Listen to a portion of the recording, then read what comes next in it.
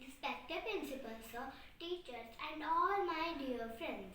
My name is Aradhya tripathi from class 2K, roll number 30.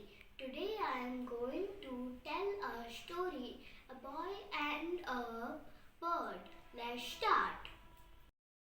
Tom was kind and caring boy. One morning Tom was walking in the park. He found an injured bird. Tom took the bird to home. Then Tom kept the bird in the cage, gave food and took great care of it for weeks.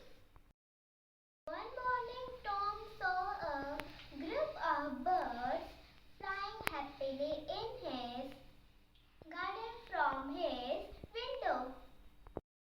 He felt sad for the bird to be in the cage. Then immediately he freed the bird.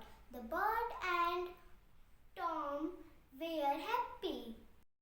The moral of the story is we should not hurt and kill the birds and animals. We should always